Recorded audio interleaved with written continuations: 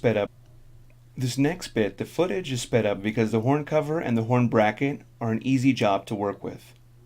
On the right side of the bike, you'll need to remove the 3 fasteners that secure the horn cover in place. Next, you'll see that the horn is connected to a single bracket that is held on by only 1 bolt. Go ahead and remove so that the horn can be moved out of the way.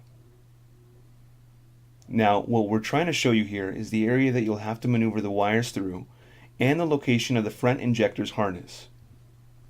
Using a long flathead, gently pry upward on the harness's red tab to expose the second part of the harness that you will need to squeeze in order to disconnect it. If you need more room to work, you can always press on the blue square seen here to disconnect the fuel line. Keep in mind you will spill a tiny bit of fuel, so place the rag under it to avoid making any sort of a mess. Here you can see us squeezing the black tab to expose the harness so that we can disconnect it.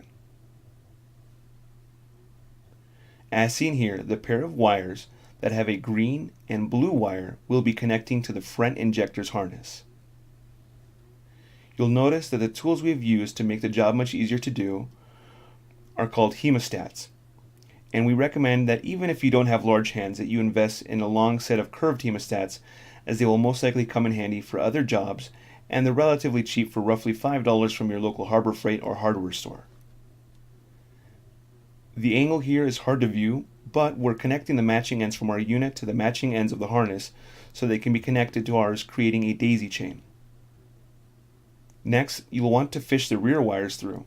We chose to run them so that they're sandwiched between other lines occupying the same space. This will help keep them in place and shielded. Remember that when running wires, to never grip the wires and pull on them to avoid any sort of damage. Be sure to take your time when running the wires so that you have the optimal positioning placement for them. Here you can see us using the same technique on the rear injector harness to gain access to the black tab so that it can be disconnected.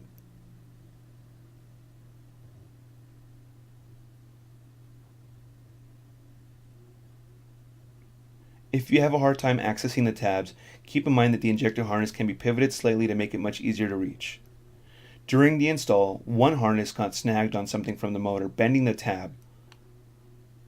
Always make sure that the tabs align properly and never force harnesses together to avoid any sort of damage.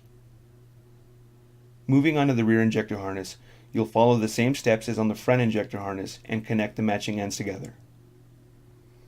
Here's a close-up of the red tab that we mentioned earlier, after the tab has been lifted, exposing the black tab that you will apply pressure to in order to disconnect the harness.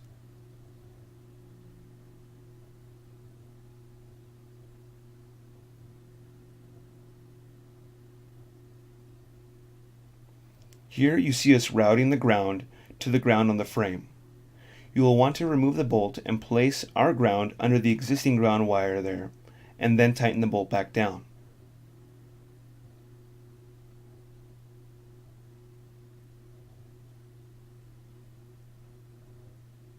We chose to run our wires underneath the shock tower, away from any moving parts, and through the frame so that the panel under the seat, which pops on and off easily, will give us quick access if we should ever want to make any change to the settings on our Plus CCT. Secure any slack wires and cables with zip ties to ensure you have enough slack to maneuver the actual Plus CCT for adjustments in the future, but so that nothing is in the way from any moving parts. After putting the bike back together, make sure you're in neutral. Turn on the bike to see a solid green light, and then a set of blinking red lights to ensure the unit is functioning correctly. Please contact us if you have any questions or concerns.